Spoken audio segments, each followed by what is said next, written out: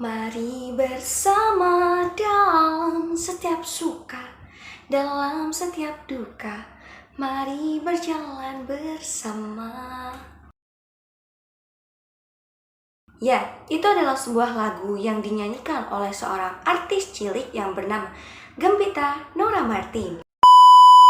Halo, perkenalkan nama saya Nisha Malia Salsabila dengan NIM 2407016060 dari kelas Psikologi 1B. Di sini saya akan membawakan sebuah materi tentang motorik kasar pada psikologi perkembangan. Di mana pada motorik kasar ini saya akan membawakan sebuah kasus, yaitu seorang artis cilik yang tadi lagunya saya nyanyikan, yaitu Gempita Nora Martin. Nah, apa sih kaitannya dengan Gempita dan juga motorik kasar? Mari kita bahas. Jadi, Gempita mengalami keterlambatan dalam motorik kasar pada usia 2 tahun, di mana Gempita mengalami kesulitan berjalan. Padahal pada usia tersebut, Gempita seharusnya sudah lebih lancar dan lebih baik dalam berjalan. Nah, hal ini terjadi akibat dari cedera kepala yang menyebabkan epilepsi, yang berdampak pada perkembangan motorik si Gempi. Jadi, apa sih motorik kasar itu? Motorik kasar mencakup kemampuan anak untuk menggunakan otot besarnya, seperti otot lengan, otot kaki, dan torso untuk melakukan aktivitas geraknya. Yang biasanya pada usia 1 hingga 2 tahun, anak biasanya sudah bisa berjalan, berlari. Nah, contoh motorik kasar itu ada 5. Yang pertama, ada merangkak, berjalan, berlari, melompat, dan memanjat. Pada perkembangan atau proses motorik kasar ini, seringkali terjadi beberapa kesulitan yang kemungkinan ada keterlambatan pada motorik anak. Contohnya, seperti anak yang sering terjatuh ketika berjalan di permukaan yang datar. Nah, itu disebabkan apa sih? Kok bisa anak mengalami keterlambatan atau kesulitan dalam motorik kasar?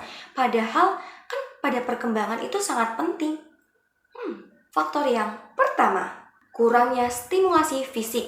Yang kedua, ada masalah pada otot atau tulang. Yang ketiga, ada gangguan neurologis seperti cerebral palsy.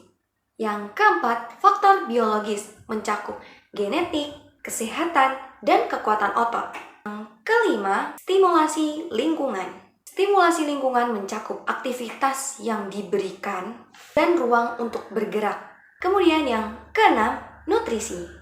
Menurut psikologi perkembangan, motorik kasar merupakan aspek penting pada perkembangan fisik yang juga memengaruhi dimensi perkembangan lainnya, seperti kognitif, sosial, dan emosional. Motorik kasar juga merupakan perkembangan holistik yang artinya prosesnya terjadi secara menyeluruh. Kemudian ada tugas-tugas perkembangan atau development tasks. Development tasks dikemukakan oleh Robert Huffingers yang mana ia mengatakan bahwa anak-anak memiliki tugas perkembangan pada usia-usia tertentu. Pada masa toddler 1 hingga 3 tahun, anak akan belajar berjalan dan berlari.